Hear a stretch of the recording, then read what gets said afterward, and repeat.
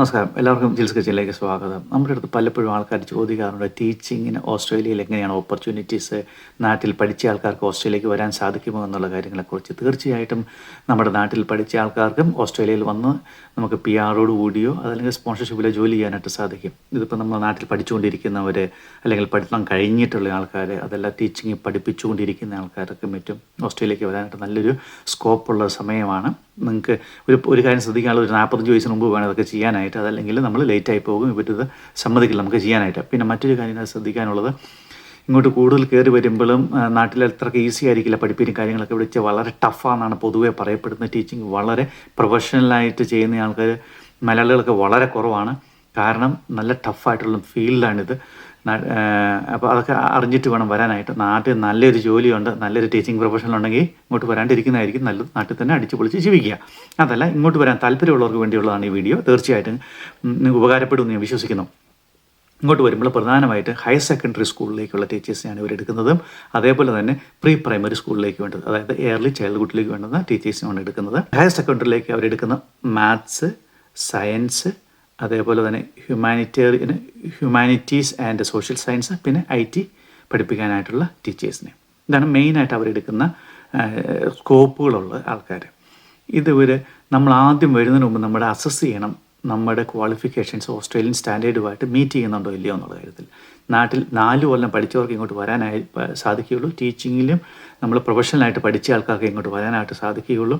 അപ്പോൾ അത് ആദ്യം അസസ്മെൻറ്റ് ചെയ്യുക. പിന്നെ അതിനുശേഷം ഇംഗ്ലീഷ് IELTS നമ്മൾ ഹൈ സ്കോറിൽ പാസ്സാകണം. 7 ആണെന്ന് ഓവറോൾ. പക്ഷേ ലിസണിങ്ങിനും റീഡിങ്ങിനോ ഏതാണ്ടൊക്കെ 8% 8 മാർക്കും വേണം. അപ്പോൾ അങ്ങനെയുള്ളവർക്ക് മറ്റേ വരാനായിട്ട് സാധിക്കുള്ളൂ. അത് ബേസിക്കായിട്ട് നമ്മൾ നോക്കണം. പിന്നെ നമുക്ക് ക്രിമിനൽ ഹിസ്റ്ററികളൊന്നും പാടില്ല. പിന്നെ വർക്കിംഗ് വിത്ത് ചിൽഡ്രനിലും പ്രശ്നങ്ങളൊന്നും ഉണ്ടാവാൻ പാടില്ലാത്തവരാണ് ഇങ്ങോട്ട് വരേണ്ടത്. പിന്നെ പറയാനായിട്ടുള്ളത് വിസ ഓപ്ഷൻസ് ഇവിടെ പലതാണുള്ളത്. ഒന്ന്, നമുക്ക് 189, അതായത് നമ്മൾ പോയിൻ്റ് ബേസിൽ PR എടുത്ത് ഇങ്ങോട്ട് വരിക എന്നുള്ളതാണെന്ന് എനിക്ക് തോന്നുന്നു കേട്ടോ. 189 എന്നുള്ളത് ഏതൊക്കെ അത് പോയിൻ്റ് ബേസിലാണ് ഇങ്ങോട്ട് വരുന്നത്.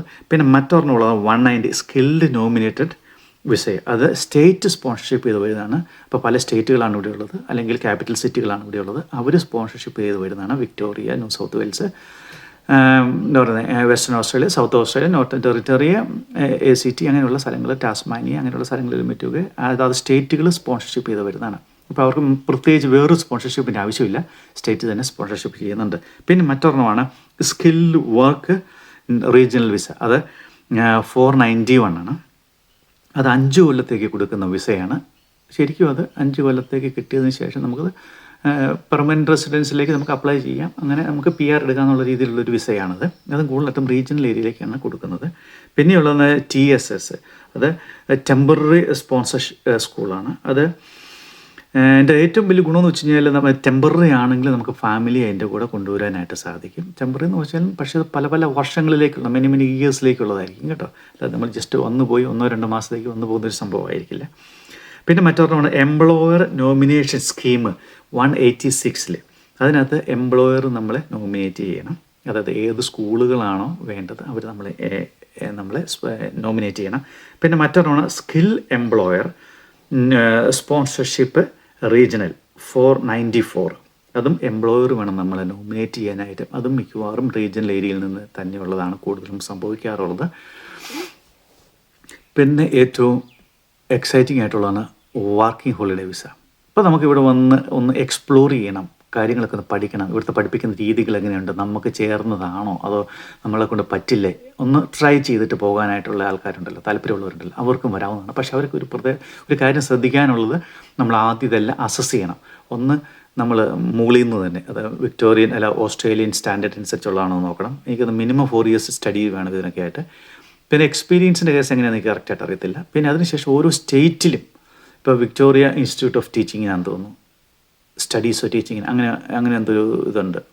അത് ഓരോ സ്റ്റേറ്റിനും നമ്മൾ പിന്നെ സെപ്പറേറ്റ് രജിസ്റ്റർ ചെയ്യണം. ഇതിനൊക്കെ ഓരോ സ്റ്റേറ്റിനും കുറേശ്ശെ അങ്ങോട്ടും ഇങ്ങോട്ടും വ്യത്യാസങ്ങൾ സംഭവിക്കാറുണ്ട്. അപ്പോൾ അതനുസരിച്ച് വേണം നമ്മൾ അത് ചെയ്യാനായിട്ട്.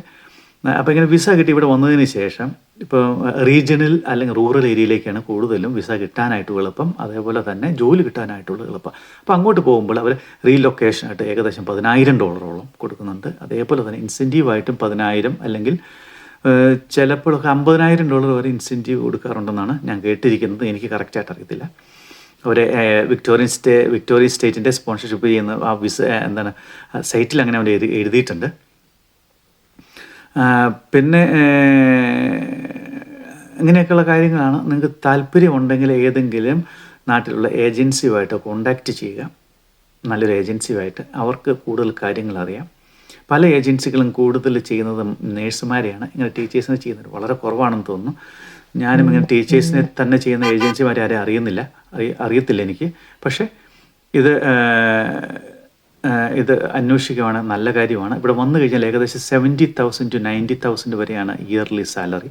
ഇത് കൂടാതെ നമുക്ക് 12 ആഴ്ചത്തേക്കുള്ള പെയ്ഡ് ലീവുണ്ട്. കാരണം സ്കൂൾ ഹോളിഡേയ്സിൻ്റെ സമയത്തെല്ലാം നമുക്ക് പെയ്ഡായിട്ടുള്ള ലീവാണുള്ളത്.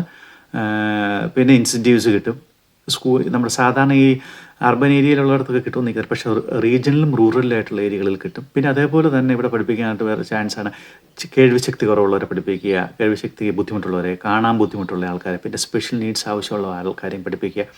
ഈ കാറ്റഗറിയിലെല്ലാം വിസ കിട്ടുന്നതാണ്.